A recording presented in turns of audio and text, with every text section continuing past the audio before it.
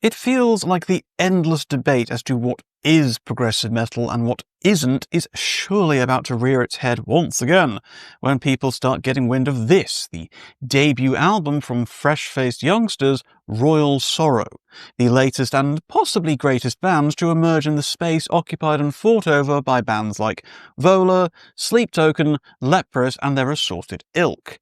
But given how crowded this quasi-progressive space is becoming, do Royal Sorrow offer enough to stand out from their contemporaries and make a bold enough statement to be worth paying attention to, or is this more like Imagine Dragons in 7/8?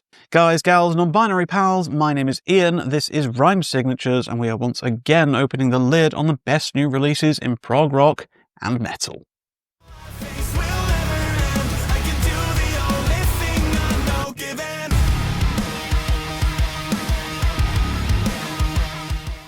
Right, so I called this a debut album, and it is, but with the quartet of the individuals involved here, they aren't exactly newcomers to making music together, as they used to be known as Edge of Haze, and fired out 4 full-length studio albums between the years of 2012 and 2022. But once they signed with Inside Out, they rebranded to Royal Sorrow, and both they and the label considered this to be a debut outing, despite being fundamentally the same band that they once were.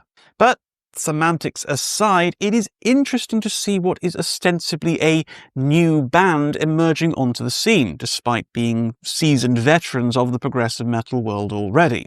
It's almost like Royal Sorrow have engaged in a new game plus, with all the experience of their earlier days now wrapped up in a new name, new label, new marketing, and new energy.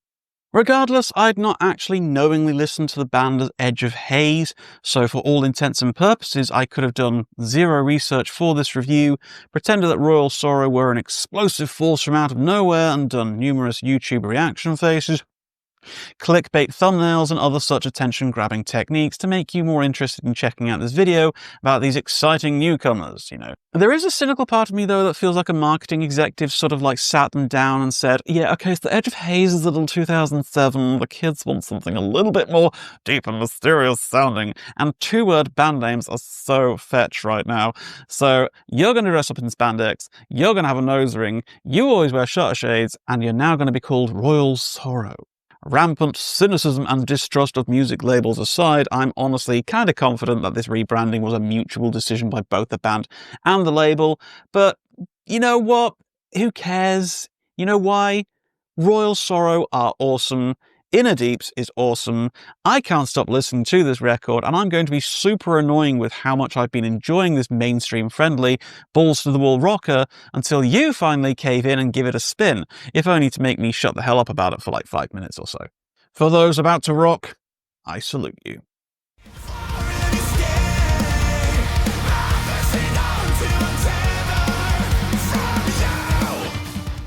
So, while this album and the band are on one of the most premier progressive rock and metal labels in the world, it would be easy to argue that this isn't really progressive music. The tunes here are largely predictable in scope and structure, following melodic verses and catchy choruses, keeping the instrumental proficiencies and technicalities relatively muted in the grand scheme of things, although not without their moments of wizardry, mind you, and it's all glossed up in a highly presentable, easily digestible sheen.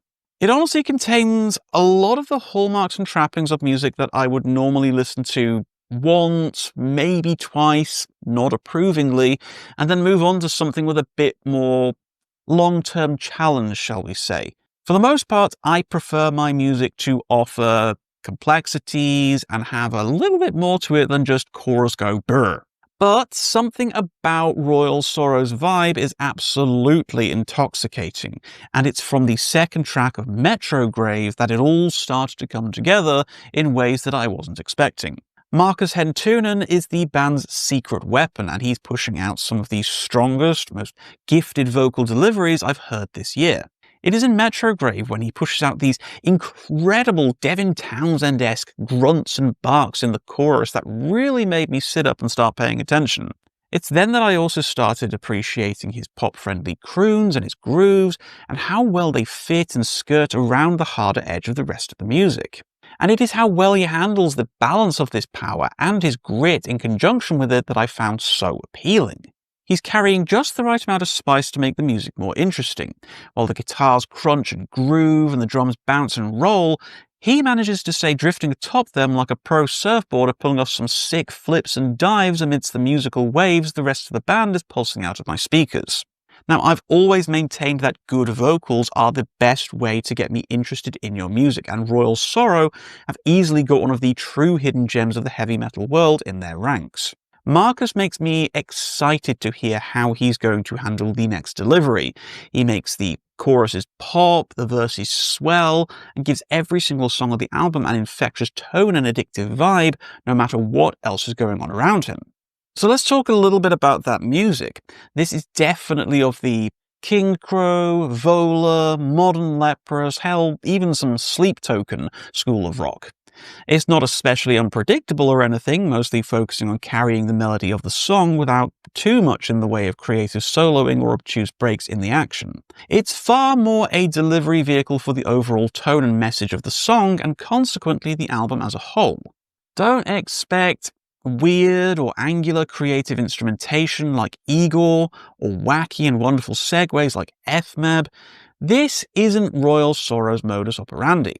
These guys are here to make prog mainstream sounding. Now, while the blood of progressive metal runs in their veins, sure, this is more like, I don't know, an album made up of big-name bands of the genre and the singles they've put out. The songs are short and snappy, mostly sitting around the sort of 4 to 5 minute range, and the 10 tracks we're given lasts a hair over 45 minutes in length, once again giving a more mainstream metal construction and phrasing to the record rather than the more typical, 5 to 7 track hour-long experience that one more generally would expect from progressive metal. But this honestly isn't a bad thing. Royal Sorrow are focusing on catchiness and hooks with these songs, and frankly, sometimes you need that. Sometimes you really just need a Big Mac and fries. Sometimes you don't want to spend 2 hours cooking a roast dinner.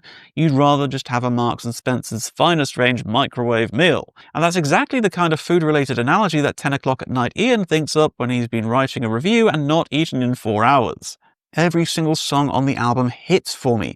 There is not a single miss on the record. I've had choruses from across the whole offering jostling for my brain's attention all week since release, and I can't possibly pick a favourite. It'd be like watching somebody release a litter of German Shepherd puppies into the room and being asked to only pick one as your favourite. It simply can't be done. One minor bugbear I have to bring up though, even though it's been largely irrelevant to myself, is that 7 of the 10 tracks were released as singles prior to the record's release. Now, I hadn't heard a single one before digesting the album in full, so it's a bit of whatever to me.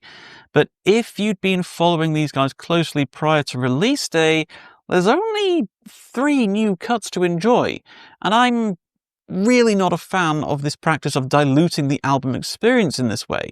It feels cheap and it disrupts things quite substantially.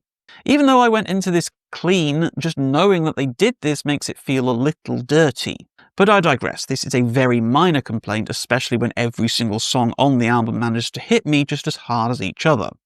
Now, it's rare indeed that we get an album as succinct and bombastic as this, especially for it to also be one of the strongest no skips of the year.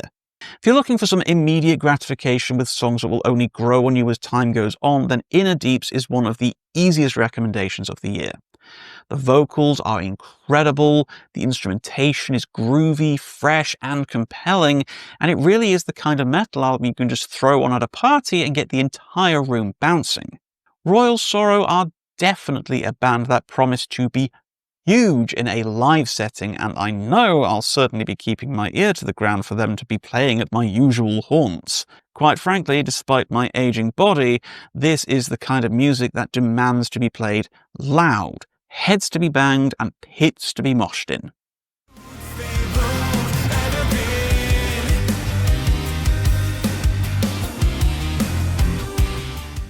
So, what else can I possibly say about Royal Sorrow's Innerdeeps?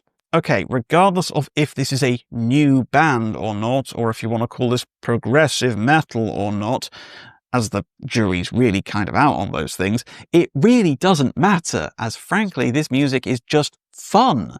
It's not complicated, it's not deep, but Christ alive, when all I want to do at the end of the closing title track is hit play again, you know you've hit on a winning formula. Now, rather embarrassingly, I've had access to the promo for this one for some time, but because I'm a big dum-dum and thought for the longest time that it was a new album from Royal Blood, a band I'm kind of mid on, I'd been ignoring it sitting there in my inbox. So let this be a lesson to myself to learn to read or something. Progressive metal is frequently inaccessible, pretentious nonsense. Let's not pretend otherwise here. Yes, that's absolutely one of the reasons I love it so much, but my God, there are times I just want to throw music on that isn't complicated, rocks like hell, but still manages to throw in some complex rhythmic patterns from time to time just to keep me on my toes.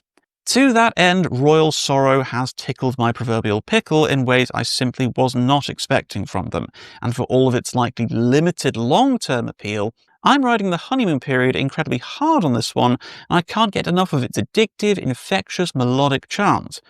I'd give this a general digital purchase as a recommendation, but I personally forked out for the vinyl as I love the cover art and wanted to support the band as best as I could, so maybe you'll want to as well. Be they Edge of Haze or Royal Sorrow, these guys have got a bright future ahead of them, and I cannot wait to see what happens next in their blossoming career. This is all, of course, guys, just my opinion, so if you've heard this one and if you loved it or if you hated it, please talk to me about your experiences with Innerdeeps in the comments down below.